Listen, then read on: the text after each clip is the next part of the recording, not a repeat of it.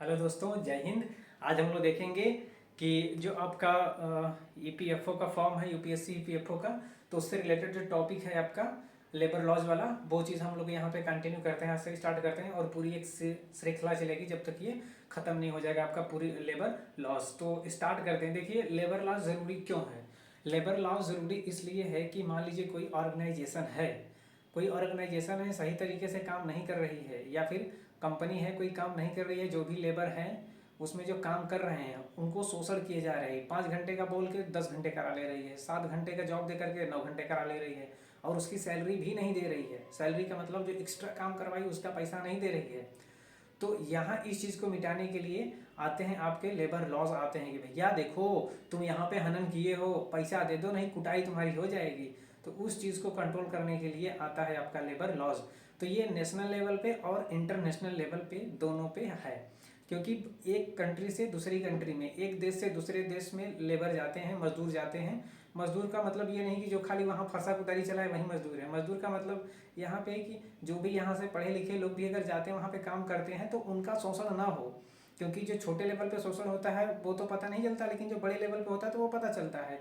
लेकिन सबको, ताकि एक वेल ऑर्गेनाइज तरीके से देखा जा सके कि नहीं भैया तुम देखो दूसरी कंट्री में आके काम कर रहे हो, शोषण किए जा रहा है कंपनी वाला, तुमको पता नहीं चल रहा है। समझ में आ रहा है कि यार कुछ ऐसा भी लॉज है। तो उस चीज़ को कंट्रोल करने के लिए, रोकने के लिए, नियंत्रित करने के लिए आपका आता है लेबर लॉज। लेबर लॉज कहता है कि अरे भाई तुम्हारा जब शोषण किया जा रहा है तो तुम बताओ ऑर्गेनाइजेशन में ये अपना वो करवाओ कि नहीं हमारे यहाँ शोषण किया जा रहा है, फिर उस कंपनी के अगेंस्ट काम किया जाएगा। देखिए, इस चीज़ को करने के लिए पहले इंडिया में जो आया था, तो इंडिया में लाला लाजपत राय 1920 में, इस चीज़ को आप नोट कर लीजिए। पूछता है कि पहला इंडिया में जो है लेबर लॉज कौन सा बनाया गया था, तो आप याद रखिए कि कब बनाया गया था। ये ऑल इंडिया ट्रेड यूनियन कब बनाया गया था, तो आप बनाया गया था ये बच्चा 1920 में। को किसने बनाया था? लाला लाजपत राय। लेकिन लाला लाजपत राय एक दिन सोए थे रात को, उनको सपना आया, अरे बनाते हैं ऑल इंडिया ट्रेड यूनियन, क्योंकि ये ज़रूरी है, लोग मर रहे हैं, मज़ा नहीं आ रहा है, काम करते करते लोगों की वाट लग जा रही है। ऐसा ऐसा कुछ नहीं है ना। ये बल्कि 1920 में, 1919 में, 1919 में आईएलओ बना जब, है ना, 1919 में आईएलओ बना। तो आईएलओ काम था उस समय कि देखना, है ना, कि शोषण नहीं किया जा रहा है। क्योंकि उस समय जब फर्स्ट वर्ल्ड वार के बाद कंपनियों में जब देखिए कोई भी चीज़ जब ख़त्म हो जाती है तो उसकी डिमांड बहुत तेज़ बढ़ती है। मान लीजिए कि जैसे लॉकडाउन की बात करें तो लॉकडाउन में जैसे लॉकडाउन जैसे ही खुला, लॉकडाउन जैसे खत्म हुआ, खुला, तो लोगों की दारू की रिक्वायरमेंट बहुत जल्दी, तो लाइन लंबी लंबी लग जाती थी, है ना। किसी भी चीज़ की रिक्वायरमेंट जब होती है बहुत तेज़ी से खत्म होने के बाद, तो बहुत जल्दी उसकी लंबी लंबी लाइनें और डिमांड बहुत मार्केट में आ जाता है। तो उस चीज़ को, मतलब जब डिमांड आया मार्केट में, तो उस चीज़ को फुलफिल करने के लिए या उतना कंप्लीट करने के लिए, भरने के लिए लोगों को खूब काम करना पड़ता था। तो कंपनी कहती थी लो दबा के काम करो, अब पैसा उतना ही मिलेगा जितना पहले देते थे, तुम तो हमारे यहाँ काम करते थे, कैसे पैसा बढ़ा देंगे, पैसा मांगो तो कूट देंगे। तो इस चीज़ को रोकने के लिए आईएलओ एंट्री मारा। ठीक है, आईएलओ एंट्री मारा, कहा कि सुनो, ज़्यादा एक चक्कर पकड़ करोगे तो कान घसीट के बाहर ही कर देंगे तुमको, क्योंकि तुम्हारा काम है लेबर से बढ़िया से ट्रीटमेंट करना, है ना। अगर 6 घंटे का पैसा दे रहे हो तो 6 घंटे काम करवाओ। तो उस चीज़ को देख करके लाला लाजपत राय ने स्टार्ट किया क्या? ऑल इंडिया ट्रेड यूनियन बनाया इंडिया में। क्यों? क्योंकि उस 1920 के दौर में जो ब्रिटिशर्स कंपनी थी या विदेशी कंपनियां थी, इंडिया में भी जो भी चीज़ें काम करवाती थी लोगों से, तो वो बहुत ज़्यादा करवा देती थी, बहुत ज़्यादा, मतलब कि बहुत एक्सप्लॉइट करती थी उनको और शोषण करती थी उनका, काफ़ी शोषण कर देते थे लोग। और वो मजबूर थे क्योंकि उनके पास कोई एक जो सिस्टमेटिक तरीके से ऑर्गेनाइज जिसमें शिकायत कर सके कि ये हमको खिंचाई कर रहे हैं, ऐसा कुछ तो था नहीं। इसलिए लाजपत राय इस चीज़ को हटाने के लिए, मिटाने के लिए, या कह सकते हैं नियंत्रित करने के लिए इस चीज़ की स्थापना की। तो 1920 में, अब कहानी समझ में आ गई। देखिए 1920 में तो इनको ये जो मोटिवेशन मिला था लाजपत राय को, कहाँ से मिला था? आईएलओ से मिला था। अब आईएलओ आपके लिए इंपॉर्टेंट है। आईएलओ इंटरनेशनल लेबर ऑर्गेनाइजेशन, इसका जो हेडक्वार्टर है स्विट्जरलैंड के जिनेवा में है, इतना याद रखिए। दूसरी चीज़ की ये बना था आपका कितने में? 1919 में। 1919 में बना था, लेकिन इसका काम जो है काफ़ी अच्छा रहा। तो 1969 में इसको नोबेल पीस प्राइज़ मिला, क्योंकि अगर जो बहुत उत्कृष्ट काम करता है अपने फील्ड में तो उसको प्राइज़ दिया जाता है। अगर वर्ल्ड लेवल पे है काम बढ़िया तो उसको नोबेल प्राइज़। तो नोबेल प्राइज़ मिला था इसको 1969 में, नोबेल प्राइज़ मिल गया। ठीक है, 1969 में नोबेल प्राइज़ मिला इसको। और उसके बाद नोबेल प्राइज़ मिलने के बाद इसके कुछ आर्टिकल्स कुछ प्रावधान है, कहा कि देखिए हमारे हिसाब से इतनी चीज़ है, इसको आप फॉलो करोगे भैया तब तो ठीक है, अगर इतना फॉलो नहीं करोगे इसका मतलब तुम शोषण किए दे रहे हो, और शोषण किए दे रहे हो तो लोग कहेंगे कि भैया नहीं नहीं नहीं वहाँ पे मत जाना, वो शोषण करता है। ठीक है, तो कुल मिला के कंट्री की जो छवि होगी इंटरनेशनल लेवल पे या अंतर्राष्ट्रीय स्तर पे खराब होगी, है ना। तो खराब होगी तो अगर आप लोन लेने जाएंगे देंगे, तुम वही हो ना जो अपने यहाँ लेबरों से ट्रीटमेंट नहीं करते, इसको लोन मत दो, हटाओ हटाओ हटाओ, लोन मत दो इसको। तो वो चीज़ काफ़ी डैमेज करती है ना। सुनने में छोटी चीज़ है लेकिन जब आप किसी कंट्री में, क्योंकि जो समस्या है आती जाती रहती है, तो उस समस्या को खत्म करने के लिए पैसे जब लोन वगैरह या कोई अदर चीज़ जब आपके कंट्री में इन्वेस्टमेंट हो या प्रोटेक्शन से रिलेटेड कोई भी चीज़ हो, तो वो चीज़ आपके यहाँ मिल नहीं पाएगा सही तरीके से, है ना। अगर अगर आप लेबरों को ज़्यादा एक्सप्लॉइट करेंगे तो वो चीज़ का निगेटिव इम्पैक्ट पड़ता है कंट्री पे, है ना। किसी सेक्टर पे नहीं पड़ेगा लेकिन पूरी कंट्री पे पड़ेगा। अब कंट्री कनेक्ट है किससे, जानते हैं सभी से। तो इसमें देखिए जो ILO है, ILO 3 रिपोर्ट भी जारी करता है। रिपोर्ट क्या जारी करता है, रिपोर्ट को हम लोग देखेंगे बाद में, लेकिन उसके पहले देख लें इसमें क्लॉज कौन कौन सा है। देखिए जो यहाँ पे लिखा है ये आपका हो गया आर्टिकल्स, और ये आर्टिकल्स है, और इधर वाला है कब आया था, क्योंकि ये बहुत इंपॉर्टेंट है, क्योंकि क्वेश्चन पूछता है, इसमें पूछा था एक बार कि अधिवेशन की स्वतंत्रता का अधिकार कब आया था, है ना, डायरेक्ट सन दे करके। तो आपको सन पता होना चाहिए कि 1969 में। इनको क्रॉनिकल ऑर्डर में या कह सकते हैं इनको कि कब कब आया था सबको सजाइए, है ना, 2 3 करके दे देगा, इसमें बताइए कौन पहले आया था कौन बाद में आया था, तो आपको पता होना चाहिए। क्यों, क्योंकि इंटरनेशनल लेबर ऑर्गेनाइजेशन से ये चीज़ें लिंक करती है, क्योंकि लेबर आप जानते हैं लेबर लॉज है, तो लेबर लॉज में तो भाई है ये। देखिए पहला आता है 87 अधिवेशन की स्वतंत्रता का अधिकार। कहने का मतलब कि यहाँ पे कि जब लेबर जो है अगर वो अपनी अधिवेशन या किसी चीज़ को लेकर के एक विशेष ग्रुप या विशेष वो तैयार कर रहे हैं समूह, तो उसको आप डिस्टर्ब नहीं करोगे। लेकिन कंडीशन ये भी है कि जो भी लेबर कर रहे हैं किसी हथियार या वेपन का यूज नहीं कर रहे हैं, तब जा करके, है ना। पता चले कट्टा बम लेकर तैयारी कर रहे हैं, निकलो बेटा मारेंगे CEO को, धिरा जाएगा, तो ऐसा चीज़ नहीं है। कहने का मतलब समझिए, कहने का मतलब ये है कि जो अधिवेशन की स्वतंत्रता हो वो लेबरों को खुल तरीके से हो कि भाई देखो पैसा वैसा नहीं बढ़ रहा है यार, क्या किया जाए, प्रोटेस्ट किया जाए, क्या है कुछ विरोध किया जाए ताकि पैसे हम लोग का बढ़े। तो ये अधिवेशन की स्वतंत्रता उनको रहे। ऐसा नहीं कि आप करवा रहे हो 10 घंटे का, हम बोले थे कि 8 घंटे करवा दिए, 10 घंटे उन लोग जब मुँह उठा रहे हैं उनको तमाची मार रहे हो, भाई तो ये कैसे चल पाएगा, समझ रहे हैं। तो 87 जो आपका ये बताता है। उसके बाद आता है आपका 98 है सबकी सैलरी साथ बढ़ रही है। मतलब कहने का मतलब ये है कि जैसे मान लीजिए कि महिला और पुरुष अगर काम करें, क्योंकि किसी सेक्टर में पुरुष और महिला मैक्सिमम देखे जाते हैं, मतलब पुरुष तो रहते ही हैं और महिला भी रहती हैं, लेकिन महिला का रेशियो कम है, अभी भी कम है 2023 में भी। तो इस चीज़ में जब अगर कोई देखिए जब काम करता है तो सैलरी मिलती है, तो उससे उसको मोटिवेशन आता है ना, एक मोटिवेशन आता है। जैसे अगर कोई आदमी कहीं काम कर रहा है तो अगले महीने वो क्यों जाने के लिए तैयार रहता है। अगर या रात को फ़ोन है कि नहीं ये चीज़ काम करना है, तो फटाक से वो क्यों चला जाता है, क्योंकि उसका जो मोटिवेशन है वो पैसा है। अगर पैसा कहेंगे नहीं दिन में काम करोगे 10,000 मिलेगा, रात को करोगे 15,000 मिलेगा, सब कहेंगे नहीं रातों को ठीक है। क्यों, क्योंकि मोटिवेशन है। मोटिवेशन ये कह सकते हैं मजबूरी है ना। तो वो उसकी नीड है तो इसलिए वो करेगा ऐसा। तो यहाँ पे अगर किसी पर्सन की सैलरी बढ़ रही है ना, काम करने वाला अगर एम्प्लॉय की सैलरी बढ़ रही है, तो जितना आदमी की सैलरी है उतना ही फीमेल का भी, अर्थात महिला का भी सैलरी होना चाहिए। अगर सैलरी महिला का कम है तो ये कंपनी पे ये दबाव बनाया जाएगा, किसके थ्रू, ट्रेड यूनियन अधिवेशन के थ्रू, कि आप पैसा जो भी बढ़ा रहे हो, महिलाओं का संगठन, पुरुष का संगठन है ना, लेबर का, मजदूर संगठन, तो उसमें आप जितना महिला का बढ़ा रहे हो पुरुष का बढ़ा रहे हो उतना ही महिला का भी बढ़ना चाहिए। काम जब तुम सही दे सबको बराबर दिए हो करने के लिए, तो सैलरी का भी जो भी तुम्हारा इंक्रीमेंट है, जो भी तुम रेशियो रखे हो वो बराबर बढ़ाओ, कम ज़्यादा मत करो। इससे क्या होगा कि डिस्क्रिमिनेशन होगा कि महिलाएं कमज़ोर हैं, वैसे भी महिलाओं को कमज़ोर समझा जाता है, लेकिन ऐसा है नहीं प्रैक्टिकल में, ऐसा प्रैक्टिकल में बिल्कुल नहीं है। खाली ये थॉट थिंकिंग जो है ना, कॉलोनियल माइंडसेट वाला, अगर कोई अंग्रेज है तो समझ में आता है कि बहुत ही टैलेंटेड होगा, है ना, ऐसा खाली थॉट है, बाकी ये रियल लाइफ में बिल्कुल एग्जिस्ट नहीं करता।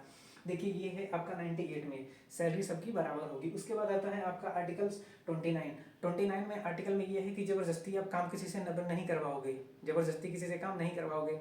पता चले कि आपकी बीवी बीमार है, आप कंपनी में लगे हो, भैया चलो चलो कर लो, ऐसा नहीं है। अगर बीमार है तो भैया कहोगे हम जा रहे हैं चुपचाप, ठीक है, कंपनी का काम जहाँ पे वहीं पे छोड़ दो, कदों की तबीयत खराब है जा रहे हैं सीधे, ज़बरदस्ती नहीं रोक पाओगे, है ना। फिर अगर ज़बरदस्ती रुकोगे तो फिर वही होता है शोषण होने के बाद वही है कि कंपनी वाले को जो रहता है उसी को टपका देते हैं। ऐसा 1-2 केस आप देखे होंगे, जैसे कर्नाटका में जब आपका iPhone का मैन्युफैक्चर, वहाँ पे क्या था कि वर्किंग आवर जो था वो ज़्यादा कर दिए थे, मतलब पैसा मिल रहा था कम लेकिन वर्किंग आवर ज़्यादा था। तो भाई जब आईफोन जैसी कंपनी है ना जब ये चीज़ कर रही, लेकिन आईफोन की बेसिकली नहीं था, कह सकते हैं फॉक्सकॉन था, क्योंकि आईफोन खाली टैग लगता है उस पर, बाकी तो बनाते तो दूसरे हैं, है ना, फॉक्सकॉन वगैरह। तो उस पर क्या था कि आपका काम का जो वर्किंग आवर है वो ज़्यादा ले लिए, अब पैसा तुम कम दे रहे हो, तो इसमें क्या होगा कि लेबर एक्सप्लॉइटेशन, जो लेबर है, लेबर को तुम अवशोषण कर रहे हो, उनका शोषण कर रहे हो। तो इस चीज़ को ख़त्म करने के लिए ये आया गया है आपका जो 29 आर्टिकल, जबरदस्ती मजदूरी नहीं करवाओगे। लेकिन ये कब आया था दोस्तों, आया था आपका 1930 में, याद रखिए, क्योंकि ये जो संधि है 1930 ये आपके लिए बिल्कुल रामबाण है। यहाँ पे 1949, यहाँ पे 1969, सबकी सैलरी 1949, है ना, इसको याद रख सकते हैं। जैसे देखिए यहाँ पे 49 है, तो सॉरी यहाँ पे 49 है, तो 49 का दुगना कितना होता है, 98, तो याद रखिएगा इस तरीके से, भूलिएगा मत। और उसके बाद देखिए यहाँ पे आपका 6 के बाद 7 आता है, तो यहाँ पे 87, जिस भी तरीके से आप याद रख पाएँ उस चीज़ को आप याद रखिएगा, लेकिन इनको क्रॉनिकल ऑर्डर में सजाने के लिए आएगा, इतने याद रखिएगा, क्योंकि आपके लिए ज़रूरी ये भी है, ज़रूरी ये भी है, मतलब ये पूरी जितनी स्लाइड लिखी हुई है पूरी की पूरी आपकी इंपॉर्टेंट है ना। इसके बाद आता है आपका 105 आर्टिकल। 105 आर्टिकल ये है कि अगर कहीं भी ज़बरदस्ती काम किसी से करवाया जा रहा है, मान लीजिए कि कहीं कोई 14 साल के अंदर है लड़का, या फिर कोई आदमी है जो कि इंटरेस्ट नहीं है काम करने में, है ना, कि मतलब खुद से उसकी इच्छा नहीं कि हम काम करें, लेकिन काम आप ज़बरदस्ती करा रहे हो, तो उस चीज़ को ख़त्म करेगा कौन सा लॉज, आपका 105, कि किसी पर्सन से आप ज़बरदस्ती काम नहीं करवा सकते। अगर पर्सन से काम करवाओगे तो इंटरनेशनल जो आपका लेबर ऑर्गेनाइजेशन वहाँ एंट्री मारेगा कि वो चचा रुक जाओ, कहाँ ज़बरदस्ती काम करवा रहे हो इससे, अभी ठोके जाओगे तुम, देखो देखो वही है कंपनी है ना। तो इस चीज़ को रोकने का काम कौन करता है, आर्टिकल 105। लेकिन ये जो आर्टिकल्स है ये मत समझिए कि इंडियन कॉन्स्टिट्यूशंस का है, ये है इंटरनेशनल लेबर ऑर्गेनाइजेशन का पैरामीटर, है ना, पैरामीटर। जैसे इंटरनेशनल लेबर ऑर्गेनाइजेशन ने एक पेज बना दिया, कॉपी ले लिया, कॉपी पे लिख दिया कि ये फलाना फलाना ढीम का है, इसी को सबको फॉलो करना है, सबको बांट दिया पूरे कंट्री में, पूरे वर्ल्ड में बांट दिया कि ले लो सबको, इसी के अकॉर्डिंग काम करना है सबको, है ना। तो वो चीज़ है, ये इंडियन कॉन्स्टिट्यूशन का मत समझना कि ये किसी दूसरी कंट्री का है ना, क्योंकि ये इनका है, ILO का है ये। इसके बाद आता है 138 में है दोस्तों कि कम से कम उम्र उसकी होनी चाहिए, कितनी, कम से कम उम्र होनी चाहिए 14 साल के ऊपर, और 14 साल के नीचे रहेगा तो कानूनी जुर्म है। क्यों, क्योंकि आर्टिकल देखिए इंडियन कॉन्स्टिट्यूशन, क्योंकि अगर हम इंडिया के रेफरेंस में बात करें तो आर्टिकल आपका 21A जो है वो अप्लाई हो जाता है ना। और किसी आदमी से तुम उसका एजुकेशन का जो अधिकार है, राइट टू एजुकेशन का, अगर 24 की बात करें तो किसी 14 साल की उम्र से 14 साल की उम्र के बच्चे से तुम काम नहीं करवा सकते, उसके नीचे से, उसके ऊपर वालों को काम करने का अधिकार है ना। तो वहाँ पे ये चीज़ अप्लाई हो जाएगा, जो कि आपके लिए काफ़ी डैमेज करेगा आपको, है ना। अब देखिए इस चीज़ को जो आपका ILO है, ILO निकालता है रिपोर्ट, 3 रिपोर्ट निकालता है, कहता है कि जहाँ जहाँ पे हम लेबर काम कर रहे हैं उसके अकॉर्डिंग हम 3 निकालेंगे एक रिपोर्ट, और रिपोर्ट बताएगी कौन सी कंट्री कितना अपने लेबर का ध्यान रखती है, कौन उसकी धज्जे उड़ा देती है। क्यों, क्योंकि रिपोर्ट ये जब निकलता है तो काफ़ी चीज़ों को डैमेज कर देता है। कैसे डैमेज करता है, पहली चीज़ की इन्वेस्टमेंट में कमी, कि वहाँ पे अगर तुम जाओगे ना, देखो देखो वही कंपनी है जहाँ पे कि लेबरों की इज्जत नहीं होती है ना, तो वो चीज़ को डैमेज करती है, पहला हो गया। दूसरा आपका सिक्योरिटी इशूज़ रहता है, कि जैसे मान लीजिए कोई काम कर रहा है, उसका हाथ पैर टूट गया तो उसका मुआवजा या कुछ पैसा जो है नहीं देती, तो ये डैमेज हो गया, है ना। कि अब जब मुआवजा नहीं मिलेगा तो कंपनी का जो काम है वो धीरे पड़ जाएगा, समझ रहे हैं, तो ये पूरी साइकिल खराब हो सकती है ना। तो वो दिक्कत रहती है। तीसरी चीज़ में रहती है कि आपके सिक्योरिटी इशूज़ रहते हैं, है ना, सिक्योरिटी इशूज़, उसमें बहुत ढेर सारी चीज़ें हैं। कहने का मतलब जैसे कि अगर आपको नहीं है तो फिर भी आपकी सैलरी थोड़ी मिल रही है, ताकि परिवार वाले जी रहे हैं, खा पी रहे हैं, है ना, इस टाइप की चीज़ें। और इसके बाद देख लेते हैं हम लोग रिपोर्ट। देखिए रिपोर्ट दोस्तों, इसका 3 रिपोर्ट आता है। पहला आता है आपका global wage report. Global wage का मतलब कि जो पूरी कंट्री में एक मिनिमम लेबर को जो चाहिए सैलरी जिंदा रहने के लिए, है ना। जैसे इंडिया में बात करें तो 7500 पे काम तो लटका देते हैं, लेकिन 7500 भी नहीं है, उससे ज़्यादा है, 12 साढ़े 12 के आसपास, ठीक है। लेकिन यहाँ पे जो ग्लोबल वेज रिपोर्ट है बताता है कि वर्ल्ड में कितना पैसा मिलना चाहिए एक लेबर को, लेकिन ये भी कैसे, ये भी फॉर्मल इनफॉर्मल सेक्टर के हिसाब से। कहने का मतलब ये है, ऑर्गेनाइज है कि अनऑर्गेनाइज्ड है, लेकिन जितनी भी चीज़ें सब लागू होती है ना, सब ऑर्गेनाइज्ड पे होती है, इनऑर्गेनाइज्ड को कोई पूछता भी नहीं है ना, समझ रहे हैं, इनऑर्गेनाइज्ड को कोई नहीं पूछता है, इसलिए ये सब जितनी भी चीज़ें ऑर्गेनाइज्ड वाली है उतनी ही है, ठीक। देखिए पहला होता है आपका ग्लोबल वेज रिपोर्ट, जिसमें बताया जाता है कि कितना होना चाहिए एक मजदूर की सैलरी होनी चाहिए मिनिमम, जिससे कि वो अपना खर्चा, बच्चों को पढ़ाना लिखाना, हॉस्पिटल, हेल्थ वगैरह जितनी भी चीज़ें रहे वो उसमें देख सके। इसके बाद आता है आपका वर्ल्ड एम्प्लॉयमेंट रिपोर्ट, है ना, वर्ल्ड एम्प्लॉयमेंट सोशल रिपोर्ट। इसमें क्या बताया जाता है, इसमें बताया जाता है कि जो उसका एम्प्लॉयमेंट एंड सोशल आउटलुक किस तरीके का वहाँ पे उस कंट्री में काम करने के बाद उसका सामाजिक स्तर रहा है, सामाजिक स्तर आदमी का नहीं, वहाँ जहाँ काम किया है उस जगह का, मतलब लायक था कि नहीं था। पता चले कि जहाँ काम कर रहे हैं काफ़ी वो दिक्कत भरा है वहाँ पे, है ना। पता चले कि पानी सही से नहीं आता, लाइट कट जाती है, ऐसे जगह है जहाँ से गिरे तो सीधे अल्लाह के प्यारे हो जाएंगे।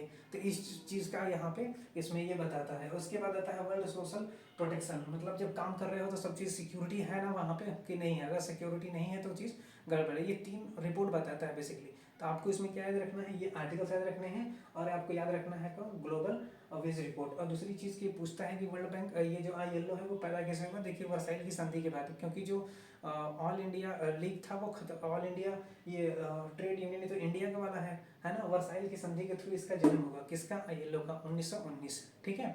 लीग ऑफ नेशंस के बाद खत्म होने के बाद जब दूसरी वर्ल्ड वार के जस्ट बाद, है ना, दूसरी वर्ल्ड वार के जस्ट बाद, तो यूएन एक सामने आया जो कि नहीं पूरी चीज़ को कंट्रोल करने का।